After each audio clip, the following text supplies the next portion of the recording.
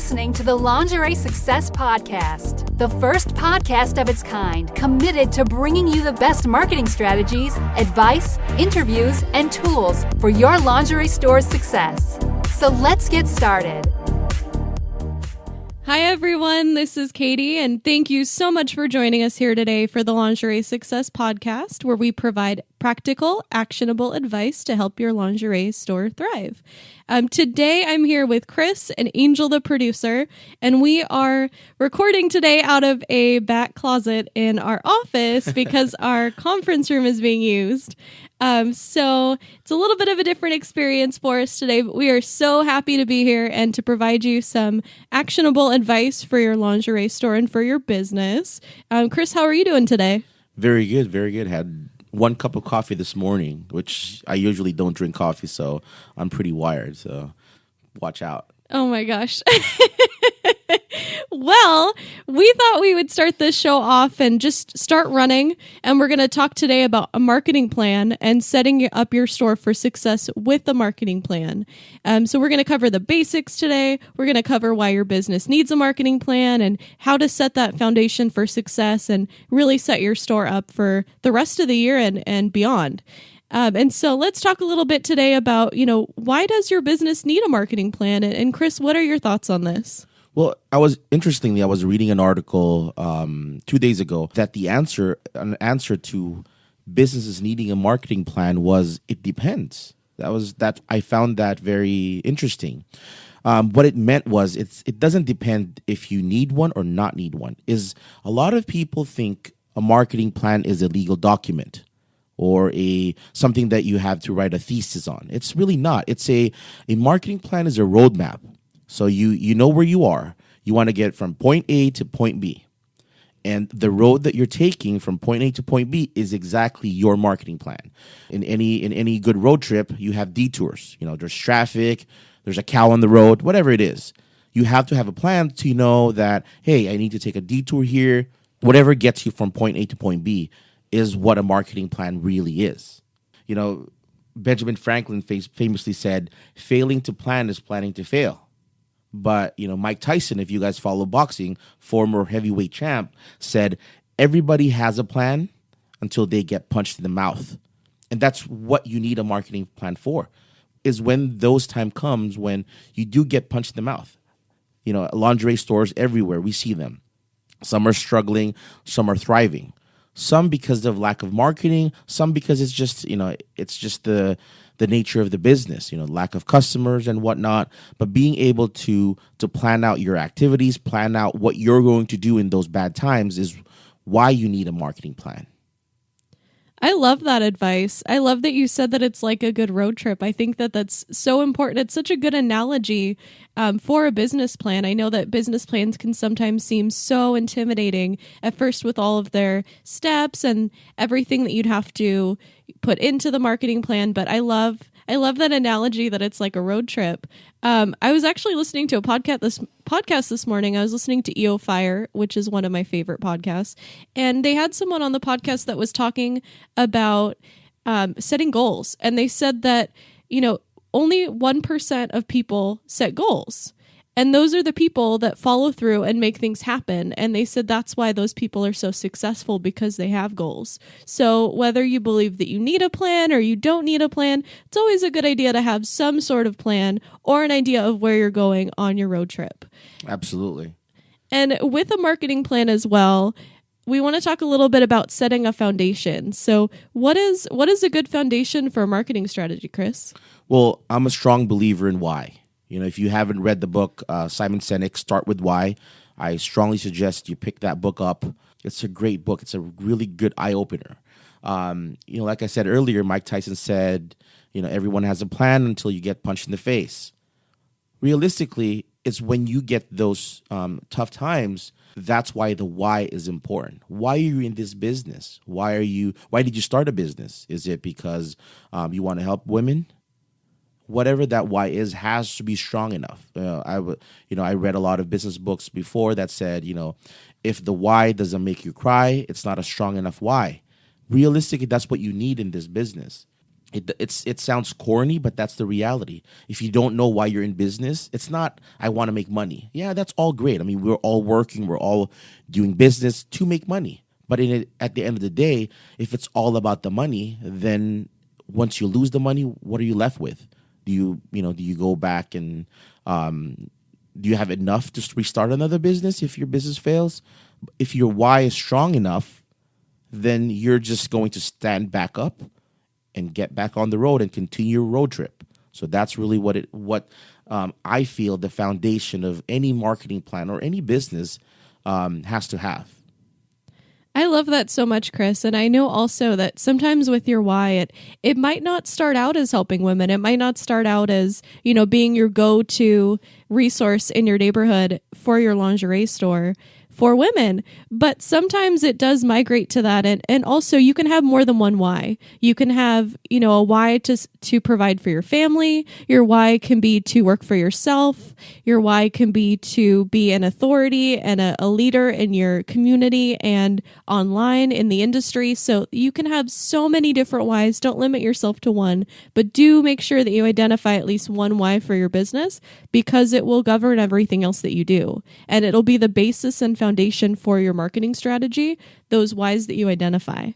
So, Kris, what are 4 things that you should keep in mind while creating your marketing plan? I think a lot of businesses, as a business owner, in any marketing plan, you want to get customers through your door.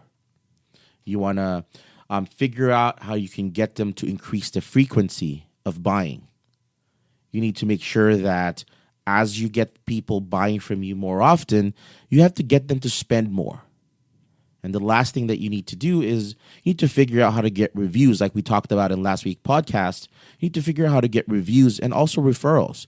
Those are the 4 key things that you need to know. A lot of businesses, though, focus on how to get more customers. If you're a new business, I suggest your marketing plan focus solely on trying to generate business. But when you have a business, like a lot of the listeners that we have, their lingerie stores are established.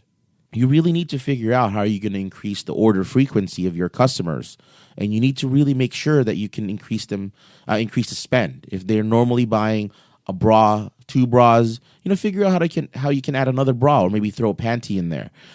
Any way that you can be able to scale your profits, that's really what you want to be able to include in your marketing plan, how to achieve those 4 key things.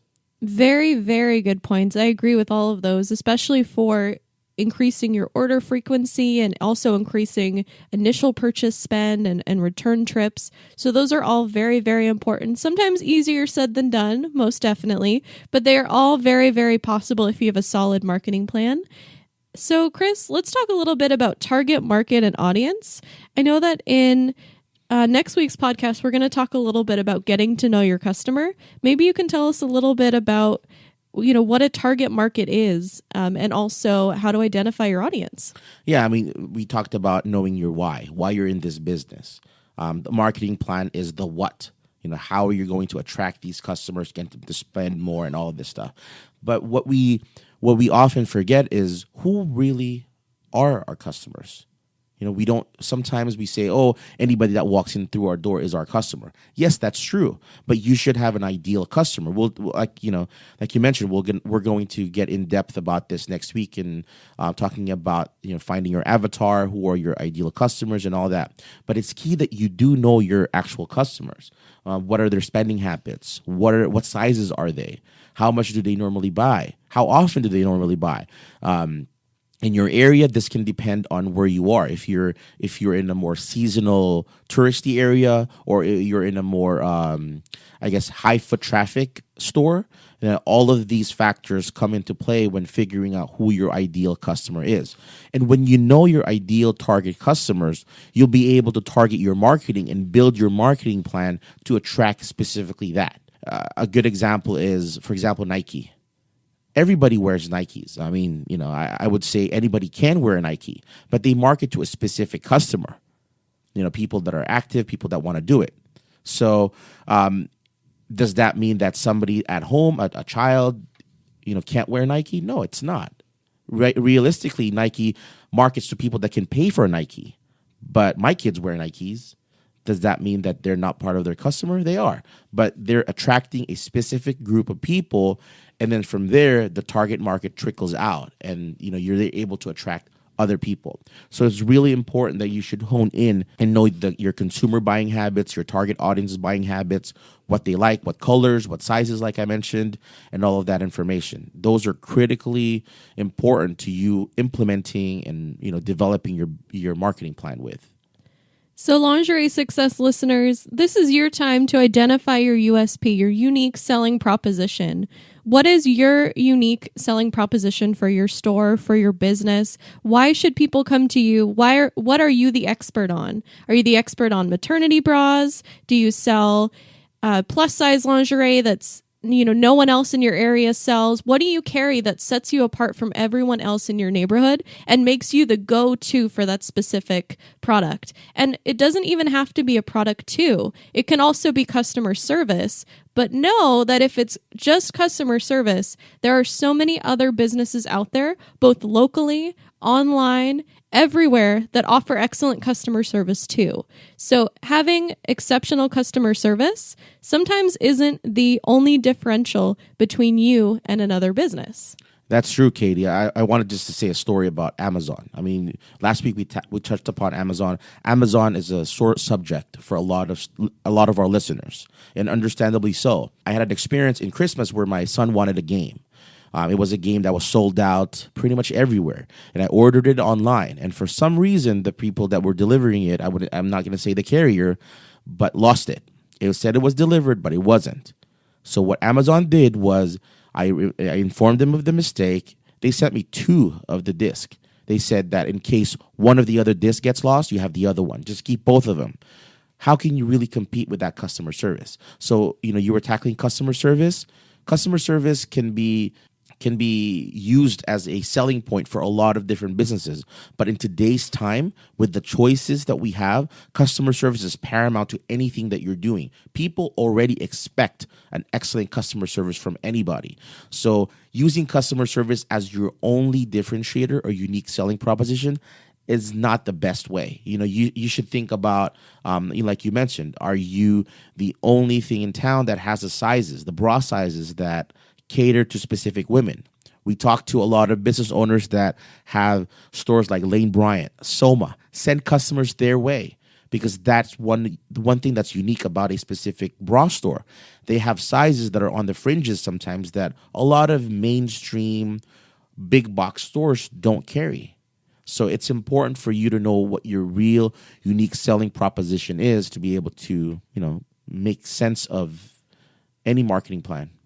And that being said, those are all really, really good points, Kris. And I just wanted to bring up for the USP, your unique selling proposition. Sometimes it's even more simple than that. Sometimes it's as simple as being the only bra fitter in the area, as being the only person that offers that service. It might not even just be the products that you carry. It might also be the services that you provide. So keep in mind, if you're offering bra fitting, if you're offering, as most of you are, as you're offering free shipping, if you have next day shipping, an online store, if you do custom orders and you're able to order bras from companies when you're out of stock and you can get those quickly to your customers, then those are definitely important USPs that you should be making known and telling everyone in your neighborhood that these are things that you offer that the other retailers in your neighborhood might not, and that you're the go-to for that information. And so with a marketing plan, Kris, I wanted to talk a little bit about communicating your message to your customers. So I know that we've talked about our why, we've talked about a little bit about identifying our customer target audience, but we'll get into more of this next week. Don't worry. So I wanted to talk a little bit about communicating your message to customers. So Kris, what tips would you have for communicating to customers what exactly you're doing in your area and how you're the best at it? Yeah, well, as a business owner, you're a local lingerie store. Your goal as a business is to position yourself as the expert in your local community for bra fitting or whatever your unique selling proposition is. I mentioned this a lot in our marketing meetings. People don't buy drills. They want or need a hole. So that's a key thing to remember. You need to attract your customers to come to you instead of just relying solely on interrupting them. We know that in today's time, even on your TV, you can skip commercials. People are so used to closing off their minds with marketing, closing their minds off with advertising. They get to skip all of these things. So it's important for you to really position yourself as an expert in your local community for anything that you are offering. With this platform, you need to make sure that you have the platform to deliver your message, communicating that message. And for you to be able to do that, you need to have little armies out there. What those do is it allows you to communicate whatever your unique selling proposition is to each and every one of those target audience that you have. You need to make sure that you have these key tools to enable yourself to have a platform to share your business or your products. You need to have a website or a landing page if you don't have one. You need your social media presence. You need to utilize email and SMS. We'll get into that a little bit later. You need to think about how you're getting found online, your search engine optimization. We tackled this on last week's podcast. If you haven't listened to that, please do so. We talk about positioning your business and getting found online. To deliver your expertise, my suggestion is you start a blog to educate your customers on why you are unique. Because a lot of people in our industry, we talked about it last week, still until today, women are still, a statistic is still saying that women are still wearing the wrong size bra, 50 years later, 20 years, 30, 40 years later. And to be able to communicate this problem so that you can position yourself as the problem solver, you need to provide content. So blogging is a great, simple way to be able to do that. If you're comfortable, doing video is another step for you to create personalities, for them to know who you are as a business, who you are as a brand in your local community. Live video is exploding online right now, especially on social media. Instagram has it, YouTube has it, and definitely Facebook is putting this as a priority. And another side thing is doing some local marketing. If you haven't checked it out, your local USPS store can give you more information about this, but it's the EDDM is what it's called, Everyday Door Mail, where you're able to buy a route. If you know where your customers are, you have a message, you can buy a route where you can get this information instead of just buying expensive radio or TV ads. I'm not saying those are not going to work for you. For some stores, they do work. But the most cost-effective way to do traditional marketing in today's time is using your local post office to send route mails to your customers. That is so smart, Kris. I love those 7 tools for lingerie success. Those are something that all of us need in our marketing arsenal, most definitely. And I just wanted to touch a little bit on video. I know that some of you might be a little bit camera shy, but don't worry about it. The people out there who are watching your videos, your audience, your followers, their fans, they'll love you anyways. They're watching you for the expertise and the advice and the guidance that you're offering them. And they just want to see you. They want to see, what your store has to offer. And it's a great way to get out there online as well and increase visibility for your store. And so with these 7 tools in your marketing arsenal, we did talk a little bit too about local collaboration with businesses. So that is also something that you want to keep in mind. Those 7, it's important to be able to at least do, I would say, probably 5 of them. But if you can, do them all. Do the video, do blogging if you can. Social media is a must. Having a website or a landing page is also a must. And that's something that we spoke about last week in our podcast. So if you missed that, go check out our podcast from last week. You'll be able to learn a little bit about a website and also claiming your listings. And we talked a bit about reviews too. So it was an action-packed podcast last week. By the way, Katie, I just wanted to go back to your point about collaboration with local businesses. It's definitely a good thing to JV or joint venture with other complementary businesses to yours. If you're in a mall or you're in a facility that has a salon, for example, or a little boutique, where you basically share the same target audience. So again, remember it's important for you to understand who your target audience is. So when you know that, you know what your neighborhood businesses target as well, and you can work with them, come up with a program where you could be able to share customers, maybe do a joint event, do a joint contest, for example, to drive business to both of your sides. So I just wanted to touch on that to try to expand on collaborating and working in the community. The other thing that is also important is you need to ensure that the people in your community or your target audience know who you are. Be involved in your community so that everyone knows the value that you bring to your community. I think that gets lost a lot when we're doing business. We're so busy fitting somebody, working with them, trying to drive people to our doors, but we forget that we are part of the community, and that's the push of Small Business Saturday, for example. It's staying local, keeping things local, and for you to be able to do that, you have to promote yourself locally. So I just wanted to touch on that. Very, very good advice, Kris. I completely agree. And thank you so much for sharing that with us here in our Lingerie Success listeners.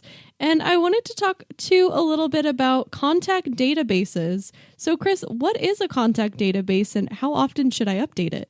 Well, key to marketing is building an audience. A lot of times we rely on a borrowed platform. Facebook is a borrowed platform. You don't realize it, but Facebook today is a pay-to-play platform. You have, let's say, 16,000 followers. Whenever you post a message, before 16,000 of those followers see your message. In today's day and age, that no longer happens. Most likely, if you have 16,000 followers, I would say maybe 50 to 200 people will see your message at any given point. So a lot of these platforms are all the same. Twitter, YouTube, and all these social media platforms. So it's important for you to build an audience that you own. That would be your email list or SMS. I mean, emails get a bad rap. We talk about spam a lot. Hear it in the industry. Gmail blocks this all over the email space. But at the end of the day, you need to have your audience in your pockets. You need to be able to communicate with them at any point in time. So it's important for you to build a contact database that you can be able to email to at any given point. And Lingerie Success listeners, let's take a moment. Let's pretend that all of a sudden Facebook went down and we woke up. There's no more Facebook. We just have Instagram and Twitter and YouTube, and those are our main social media platforms. Would your business still be set up for success if you didn't have Facebook? Are you taking advantage of email? Are you on Instagram? Are you reaching out locally to promote your business? What other tools are you using to get your message out and make sure that you're set up and that your business isn't affected if, for example, a social media platform closes overnight? And as scary as it sounds, it's possible. It could happen with Twitter. I know that Twitter was very popular a couple years ago, and it's kind of going down in volume, and more people are migrating to other platforms. So it's important to make sure that you are taking advantage of all of the tools that you have and diversifying your social media as well. And Kris, I'd love to talk a little bit about the internet and also the internet as a marketing method. And would you consider the internet to be a marketing method or a channel of distribution? I believe it's a channel of distribution. You don't get online and once you're online, you start getting a flood of customers. That doesn't happen. The internet is a platform for you to give out your message or provide value to other people. Another book recommendation that I wanted to give out, if you haven't picked it up or you haven't read it, Gary Vaynerchuk's Jab, Jab, Jab, Right Hook is an excellent book. It talks about value. The internet is a platform for you to deliver your value, your message, what that is. The Jab, Jab, Jab is for giving, giving, giving. Right hook is for asking. That's what the premise of the book is. And that's what you need to keep in mind when you're marketing on the internet. Like I said, it's a distribution channel. So it's important for you to continually give value. Touching back a little bit on the email, for example, or your SMS campaigns. It's important that you don't just use these platforms to ask for a sale. I have a promotion. I have an event. Please come visit me. That's what I see all the time when I look at our some of our partners' social media channels and emails.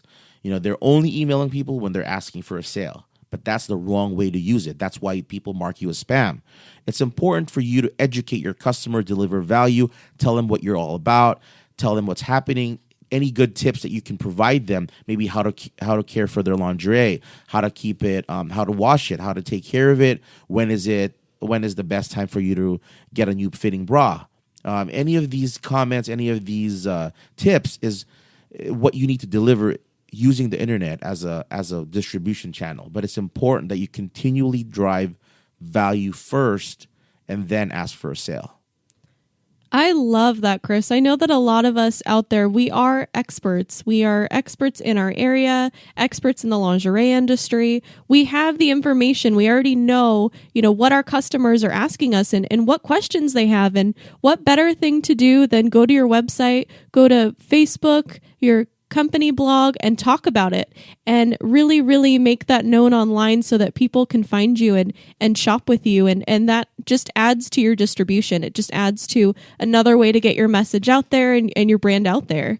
And so, Lingerie Success listeners, that about wraps up this week's podcast. We wanted to give you some homework this week to do before our podcast next week. So here is your homework for the week. The first thing we'd like you to do is write down 5 business goals and 5 marketing goals for the next year that you want to include in your marketing plan. So your business goals can include sales, customer service, products, partnering with local businesses, any goals that you have that you want to work on in the next year and make happen. Definitely write those down. And then another goal that we have is for you to determine your unique selling proposition and make it known. And make sure that you have it on your Facebook page, your Yelp page, your My Google Business page, and that everyone knows that if you're the local go-to for maternity bras, that's listed everywhere that your name is. So that's out there in online. And then the third thing that we wanted you to do, brainstorm 3 events that involve your local community that could add to your store's calendar this year. So I know some of you are involved in fashion shows and charity fundraisers and city events. Those are all amazing opportunities and amazing ways to get involved with your community, get your name out there, speak to women in the area, find out what they're looking for, what they need, and better service your community and grow your business. Awesome. Well, we're looking forward to hearing your feedback, comments, and the answer to your comments on the show note page. We appreciate your time. Please remember to share, subscribe, and leave a rating and review. We'd appreciate the good, bad, and ugly feedback, which helps us continually provide impactful content that we hope you find valuable. I invite you all to visit lingeriesuccess.com to access more episodes and articles to help your lingerie store. And as always, thank you so much for joining us here on the Lingerie Success Podcast. I wanted to send a special thanks to Kris and Angel, the producer, for being a part of our episode this week. And we'll see you next week. Thank you, everyone. This podcast is brought to you by Parfait. For more information, show notes, and downloads, please go to www.lingeriesuccess.com.